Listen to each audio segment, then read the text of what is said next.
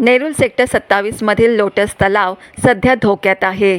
सिडकोने या तलावाच्या जागेत सुमारे 100 ट्रक भराव टाकून तो हडप करण्याचा प्रयत्न सुरू केला आहे। नवी मुंबई महानगरपालिका या जागेला तलाव मान्यता देत असताना सिडको मात्र याला प्लॉट मानून बिल्डरांच्या घशात घालण्याचा डाव आखत आहे। हा डाव हाणून पाडण्यासाठी रविवारी सकाळी 7 वाजता भर पावसात अनेक पर्यावरण प्रेमींनी एकत्र येत तीव्र निषेध केला। आंदोलनात मनसेने देखील ठामपणे उडी घेतली। मनसे शहर सचिव सचिन कदम, चित्रपट सेनेचे उपाध्यक्ष श्रीकांत माने, मनविसे विभाग सचिव शंकर घोंगडे व महाराष्ट्र सैनिक किरण बेडेकर यांनी उपस्थित राहून सिडकोच्या विरोधात आवाज बुलंद केला।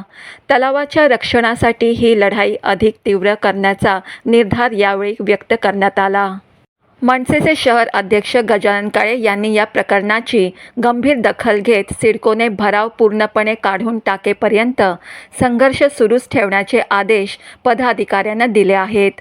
हा लोटस तलाव एक राष्ट्रीय संरक्षित पाणथळ क्षेत्र आहे। येथे अनेक जलचर प्राणी, जलवनस्पती व जैवविविधतेचा समृद्ध साठा आहे। गेल्या अनेक वर्षात इथे एक नैसर्गिक परिसंस्था निर्माण झाली आहे। या परिसंस्थेची हानी होणे म्हणजे पर्यावरणासाठी मोठा धोका आहे, असे मत मनसेचे सचिन कदम यांनी ठामपणे मांडले।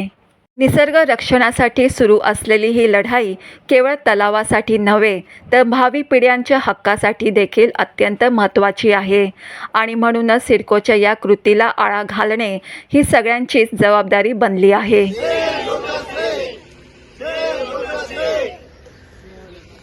Madhuri Kamble, news RTR, Nerul, Navi Mumbai.